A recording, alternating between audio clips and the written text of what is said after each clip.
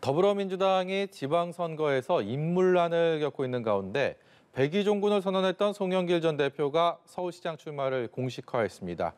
당내 경선에 활력을 불어넣을지 아니면 계파 갈등의 계기가 될지 주목이 되는데요.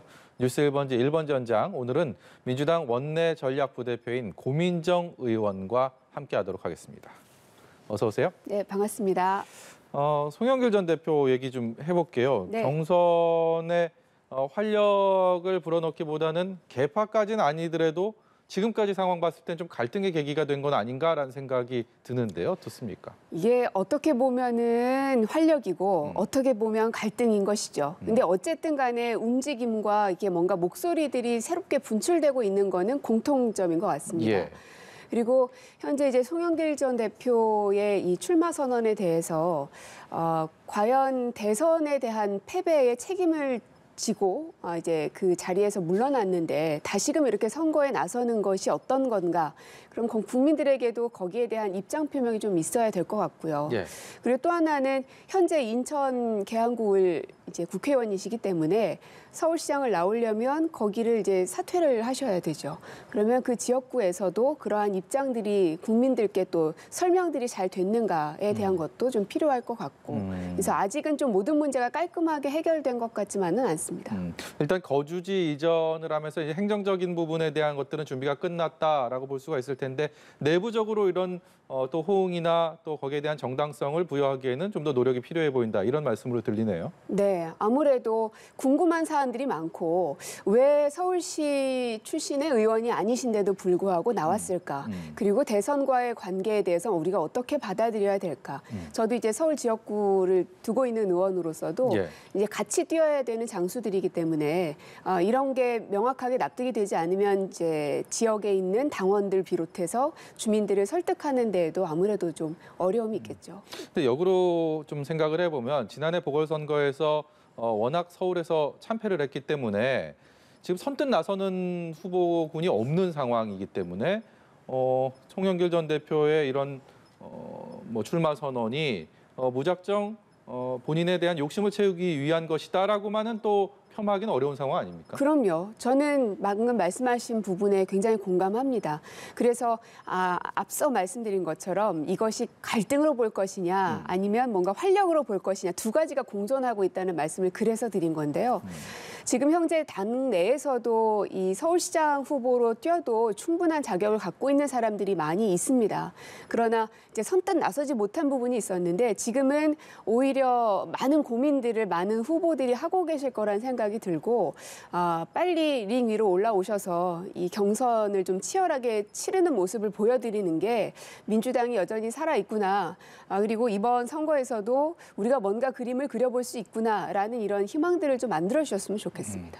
고민정 의원은 이런 표현에 어떻게 보면 좀 지긋지긋하실 것 같은 생각이 드는데 네. 민주당 내 뭐 친문이다 비문이다 뭐 선거 때마다 늘 따라다녔던 그리고 그것을 통해서 구분하는 것에 대한 어떤 굉장히 좀 느낌이 남다르실 텐데요. 지금은 네. 또 친명이다 비명이다라는 말이 생겨났고 그래서 송영길 전 대표가 친명이고 이재명 상임 고문이 뒤에서 출마를 또 얘기했다. 이런 얘기들도 나오고 있거든요. 사실 네. 확인되지 않은 얘기라서 제가 단언하기는 어려운데 이런 말씀 들어보셨을 겁니다. 어떤 생각 드십니까?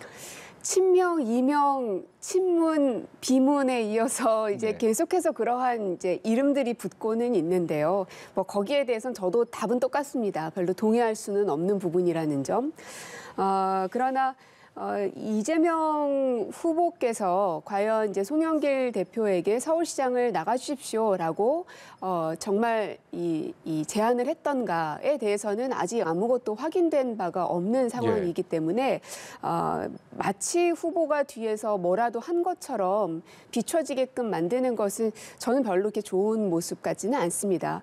옛날처럼 이제 막후에서 어떤 큰 정치인 하나가 뭔가를 하는 것 같은 것은 이제 옛날식 정치 방식이란 생각이 들고요. 본인이 어떠한 정치적 아젠다를 가지고 내가 뛰어야 되겠다 하면 본인이 깃발을 꽂고 뛰는 것이지 누가 하라고 해서 하고 그러지 않는다고 해서 안 하는 것은 지양해야 될 정치 방식이라고 생각합니다. 얘기 나온 김에 이재명 고문이 지방선거에 역할을 해야 된다. 그리고 조기 등판을 해야 된다. 이런 얘기를 하시는 분들도 꽤 있으신 것 같습니다. 어떤 생각 갖고 계십니까? 저는 좀 후보를 많이 보호해야 된다는 쪽에 좀 있습니다. 그러니까 예전에 문재인 대통령 2012년에 선거에서 떨어졌을 때도 생각해 보면 바로 당대표로 출마를 하지는 않으셨거든요. 한 2, 3년 정도 시간이 흐른 후에 이제 당대표가 되셨는데 왜냐하면 이제 그분을 지지했던 사람도 있지만 지지하지 않았지만은 그래도 민주당을 찍었던 사람도 있고 하지만 우리는 모두가 패배했잖아요.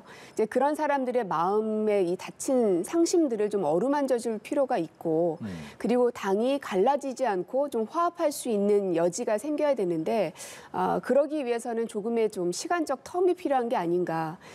그리고 앞으로 이제 5년이라는 시간이 남아 있는데 너무나 빠른 등판은 오히려 이 후보를 좀 흠집낼 수 있는 기간을 늘리는 것 아닌가라는 이제 괜한 우려들이 좀 듭니다. 근데 그럼에도 불구하고 이재명 고문께서 본인이 직접 이 정치의 한복판에 들어오셔서 뭔가를 해야겠다라고 생각하신다면 또 거기에 대해서 반대할 생각도 없습니다. 그러니까 즉 본인의 판단에 의해서 하는 것이기 때문에 옆에서 아무리 어떤 조언을 하더라도 문재인의 스타일과 이재명의 스타일이 다르고 고민정의 스타일이 다 다른 것처럼 과연 이재명 고문님의 정치 스타일이 어떤지 제가 감히 넘볼 수가 없기 때문에 예견하기는 참 어렵지만 예전 사례랑 비교했을 때는 빨리 등판하는 것이 오히려 흠집을 내는데 지름길이었던 것 같아서 좀 더 보호해야 되지 않을까 하는 생각이 좀 가 있습니다. 다른 건 차치하고 지방선거에 민주당이 좀 더 높은 성과를 거두기 위해서라고 전제한다면 이재명 전 후보의 등판 시기 어떻게 생각하십니까? 만약 그 대목만 가정해서 본다면은 해주시면 정말 감사한 일이죠. 각 지역구마다 이제 뭐 유세차도 돌면서 유세도 하고 그럴 텐데 지금 현재는 이재명 고문님만큼 이 힘을 결집시켜 줄 수 있는 인물은 없거든요. 그래서 그것만 상정한다면 당연히 해주시는 게 감사할 일이죠. 알겠습니다. 주제 좀 넘겨보겠습니다. 노무현 정부 참여정부의 마지막 총리가 윤석열 정부의 첫 번째 국무총리 후보자로 지명이 됐습니다. 어떻게 보셨습니까? 글쎄요. 이제 윤석열 당선인 측에서는 이 인사청문회를 어떻게 잘 넘길 수 있을까, 그리고 여소야대가 되는 상황 속에서 어떻게 하면 인사청문회를 통과시킬 수 있을까에 대한 고민의 결과라는 생각이 드는데 저는 조금 실망스러운 부분은 그것에 초점을 맞추기보단 윤석열 당선인이 앞으로 5년 동안 끌고 갈 대한민국의 상을 이 한 사람으로 명확하게 보여주셨으면 좋겠다 하는 생각이 좀 강했습니다. 그러니까 윤석열 당선인이 가지고 있는 청와대 이전 문제도 그렇고요. 혹은 이제 외교 국방 부분에 있어서도 문재인 정부하고는 상당히 다른 결을 가지고 있습니다. 저희가 주로 한반도의 평화를 얘기했다면 윤석열 당선인께서는 선제 타격이라든지 사드라든지 굉장히 좀 강한 방법들을 주로 채택을 하셨는데 그거라든지 그리고 뭐 경제도 그렇고 여러 가지 부분들이 분명히 다른 면들이 많이 있고 현재 문재인 정부를 부인하고 시작하셨던 윤석열 당선인 정부이기 때문에 그들의 정치적 어떤 아젠다를 집약적으로 보여줄 수 있는 상징성이 있는 인물이 새롭게 딱 등장할 거라고 굉장히 기대를 했는데 인물 이 군이 인재풀이 별로 없었던 건가 아니면 너무 인사청문회를 걱정했던 건가 하는 좀 기대에 비해서는 좀 아쉬움은 있습니다.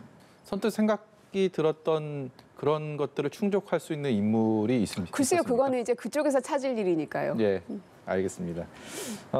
만약에 말입니다. 이것은 제가 좀 갑작스럽게 드리는 질문이라서 고민정 의원이 인사청문위원으로 합류가 해서 인사청문회를 치르게 된다면 뭐 능력이 있을 것이고 도덕성이 있을 것이고 기타 여러 부분들이 있을 텐데 한덕수 후보자에 대해서 어느 부분에 좀 집중해서 보시겠습니까? 저는 미래에 대해서 좀 묻고 싶습니다. 선거를 하는 과정에서도 계속해서 집중이 됐으면 하는 바람이 있었는데 늘 선거를 치르면 도덕성과 그리고 과거 경력에 대해서만 이제 초점이 가 있습니다.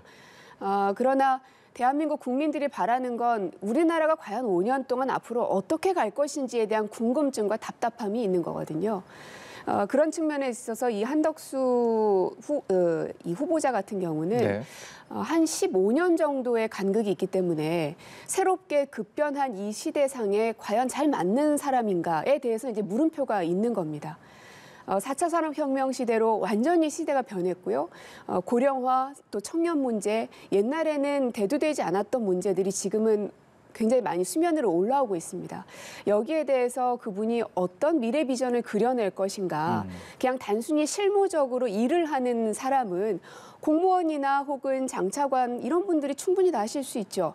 총리라는 사람은 그 큰 그림을 대통령과 함께 부족한 부분들을 보완해 가면서 함께 끌어가야 되는데 그렇기 때문에 책임 총리란 말도 있는 것이고요. 네. 근데 실무적으로 일은 잘하실지 모르겠지만 과연 그런 미래 비전을 납득할 만큼 그려낼 수 있을 것인지에 대해서는 저는 좀 점수를 후하게 못 드릴 것 같아서 그 부분을 좀 공략할 것 같습니다. 예. 그리고요. 영부인 김정숙 여사 옷감 논란이 계속 이어지고 있습니다. 아직 사그라들지가 않고 있는 상황인데 논란의 본질, 문제 제기하는 쪽에 단순한 망신주기다라고 생각하시는지 궁금한데요. 어떻게 생각하십니까? 그 특활비로 그걸 산 거 아니냐. 그러니까 특활비를 공개해라라고 이제 얘기를 했죠.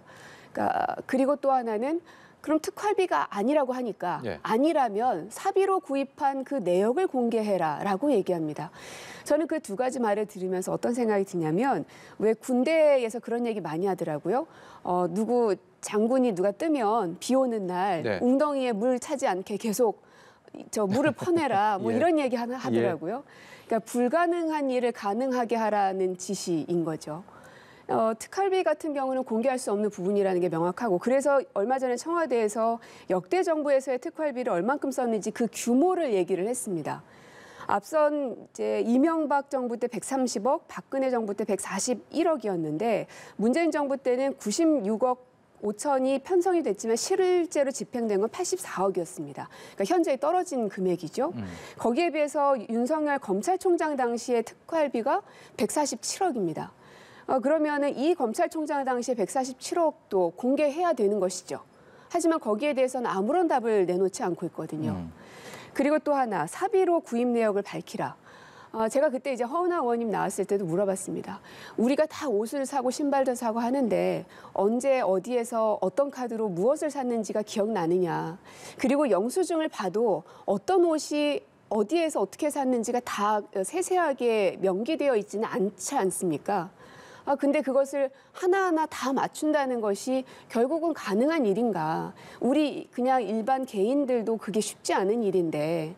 그래서 이 두 가지 사안을 보면서 불가능한 것을 자꾸만 가능한 영역인 것처럼 얘기하면서 끌어붙이는 것은 좀 막무가내식이라는 또 정쟁을 일으키기 위한 것이라는 생각이 들어서 이제는 좀 그만했으면 좋겠다 싶습니다. 아주 단순하게 이 특수활동비에 뭐 안보나 공개해서는 안 되는 그런 분야를 제외하고 그러면 옷값과 관련된 그러니까 그런 국가의 어떤 중대한 일과는 상관없는 부분만 공개해라라고 말씀하시는 분들도 있지 않습니까? 그래서 만약에 그 특활비에서 그 옷값은 하나도 쓰지 않았다고 분명히 밝혔지 않습니까? 예. 그 만약 거기에 거짓이 있다면 세상에 언제까지 꽁꽁 싸맬 수 있는 게 어디 있겠습니까? 결국은 다 밝혀지게 돼 있습니다. 아무런 근거 없이 혹은 분명히 거기서 썼음이 분명함에도 불구하고 그렇게 거짓을 말할 수 있는 배포가 세상에 누가 있겠습니까? 예, 알겠습니다. 예. 그리고요. 장애인 시위 비판한 이준석 대표와 SNS 상에서도 설전을 벌였고요. 그동안에 보면 이준석 대표와 고민정 의원 간의 이런 설전들이 보는 사람 입장에서는 여러 가지 생각을 들게 합니다. 이 두 분 사이가 어떤지에 대한 궁금함도 있고 유독 강하게 좀 대립하는 거 아닌가라는 생각이 드는데요. 글쎄요, 저는 오히려 이준석 대표는 대표이시고 저는 이번에 원내 전략부대표를 맡기 전까지는 어떠한 당직도 맡지 않았던 그냥 의원의 한 명인데 저의 SNS에 올라오는 글들마다 다 보시면서 거기에 대해서 자꾸만 지적을 뭔가를 하시더라고요. 제가 먼저 문제를 지적했던 적은 거의 없습니다. 그래서 이제 그만 좀 제 거를 보셔도 되겠다 싶은 말씀을 드리고 싶고 사실 처음에 대표가 되셨을 때는 기대감이 되게 높았습니다. 저도.